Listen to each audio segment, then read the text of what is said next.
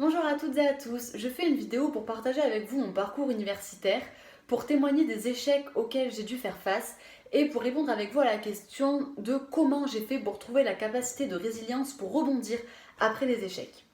Je m'appelle Carla, j'aurai 22 ans à la fin de l'année et je viens d'être admise en école d'orthophonie de Toulouse via Parcoursup. Alors en 2016, j'obtiens mon bac littéraire mention très bien. J'obtiens également l'entrée à la faculté de Montpellier en licence sciences du langage, parcours études et pratiques du français, licence qui va me permettre de me préparer au concours d'ortho pour devenir orthophoniste. Voilà. En septembre, je commence donc ma licence. Je commence aussi le marathon des concours d'ortho. Donc, je passe cette année-là deux concours, Nice et Toulouse. Pourquoi deux? Parce que je me sentais pas capable de plus. Pour moi, je n'avais pas ma place. J'étais qu'en première année. Les filles de deuxième, troisième, quatrième année étaient forcément meilleures que moi. Elles avaient plus leur place que moi. Voilà, je me rabaissais. J'étais pas à la hauteur. Pourtant, je travaillais énormément. C'est des copines qui m'ont poussé à m'inscrire au concours. Sinon, je n'allais en passer aucun cette année-là. Et j'ai passé Toulouse et Nice, j'ai eu des résultats plutôt satisfaisants pour Nice et un peu moins satisfaisants pour Toulouse. J'étais dépitée à l'idée de ne pas avoir réussi en première année. À cette époque-là, je ne connaissais pas encore l'échec. Tout m'avait souri jusqu'à présent.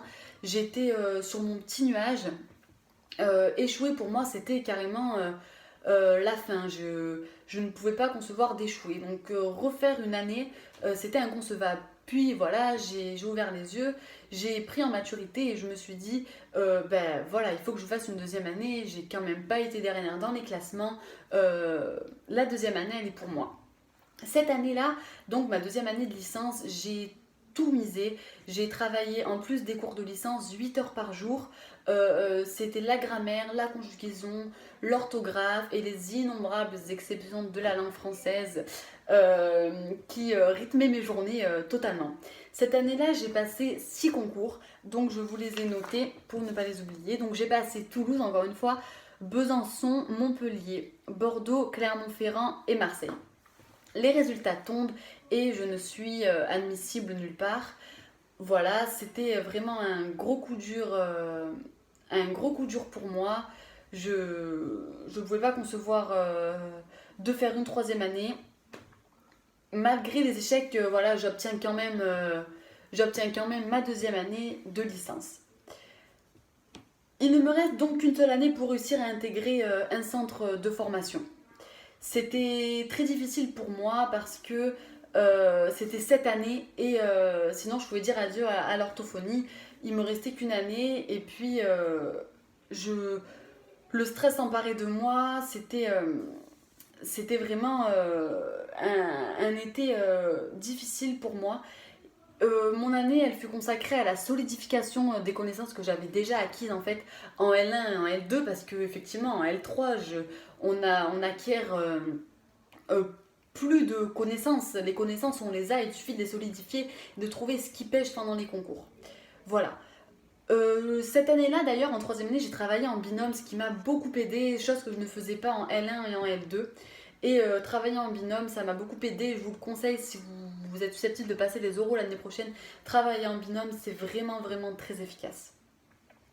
Voilà, donc je passe à nouveau 6 concours cette année-là. Je passe Besançon, Montpellier, Lyon, Paris, Clermont-Ferrand et Nancy. Mes espoirs de devenir ortho se sont vite envolés quand j'ai vu que les 6 échecs, quand j'ai vu les 6 concours me passer sous le nez, donc 6 échecs. Et là, ça a été la catastrophe. Je me suis dit, mais pourquoi les autres et pas moi? Qu'est-ce que j'ai? J'ai travaillé beaucoup. J'ai mis toutes mes tripes dans ces concours d'ortho. Je me suis remise en question énormément. Je suis quelqu'un qui me remet beaucoup en question. Je me suis beaucoup remise en question. J'ai remis aussi mon état d'esprit en question. J'ai parlé avec mes proches, ma famille, mes amis.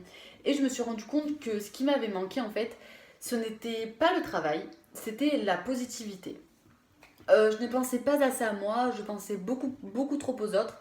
Quand j'arrivais à un concours, je voyais telle fille, telle fille, telle fille, et je les regardais, et dans ma tête, je me disais, elles ont leur place et pas moi, elles, c'est sûr, elles sont meilleures que moi, elles ont dû plus travailler, elles ont plus de connaissances, elles sont en prépa, moi je suis en licence. En fait, je passais mon temps à me dévaloriser. C'était vraiment affreux pour moi, dans ma tête, dans mon esprit. Ça bouffait mon énergie en fait pendant les concours et j'arrivais plus à mettre mes connaissances à l'épreuve. Voilà. Je me disais qu'il y avait toujours mieux que moi, je remettais le taux de pourcentage sur la table, je me disais il y a tant de pourcentage, je ne serai jamais dedans. C'était vraiment des pensées négatives, négatives et négatives. Et jamais de positives. Et puis j'ai appris que vivre positivement et penser positivement, c'était vraiment la clé de la réussite en fait. Voilà. Il faut se dire qu'on est capable, qu'on va y arriver, qu'on n'est pas plus bête qu'une autre, que nous aussi on a notre place, qu'on a travaillé. Il faut avoir confiance en soi, avoir confiance en ses connaissances, en ses acquis. Voilà. J'ai beaucoup travaillé là-dessus. Bref, il n'en reste pas moins qu'à la fin de la troisième année, je suis diplômée du coup de licence. Donc j'ai une licence en sciences du langage. Et d'ailleurs, si vous avez des questions par rapport à la licence sciences du langage, parce que je pense qu'il y a beaucoup d'entre vous qui sont en licence sciences du langage, si vous avez des questions, vraiment, je suis à votre disposition, il n'y a aucun souci. Vous pouvez me poser des questions. Si vous voulez que je fasse une vidéo sur la licence sciences du langage, j'en ferai une. Voilà. Après la licence, la suite logique, c'était d'intégrer un master, évidemment. On avait le choix entre le master FLE, donc français langue étrangère, le master sciences du langage et le master MEF, donc pour préparer au concours de prof des écoles. C'était la suite logique. Mais moi, quand j'ai intégré la licence sciences du langage en première année, en fin de terminale, c'était pour faire orthophoniste et pas un autre métier. Je pensais pas que j'allais échouer les concours pendant 3 ans. Et les autres métiers enfin, la licence, elle m'ouvrait les portes d'autres métiers qui ne me correspondaient pas du tout. Je voulais pas faire un métier toute ma vie dans lequel j'allais pas me sentir à ma place, que je ne voulais pas faire. Et il n'en reste pas moins non plus que en terminale, c'était soit j'allais en licence du langage, en licence sciences du langage pour faire orthophoniste, soit je faisais du droit. J'avais donc mon plan A, c'était l'orthophonie, et du coup mon plan B, c'était le droit.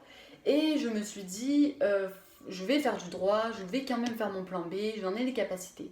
Sauf que pour aller en droit, il fallait tout recommencer à zéro. Et c'était très difficile qu'au lieu de passer en Master 1, je retourne en L1 et que je dise adieu à l'orthophonie.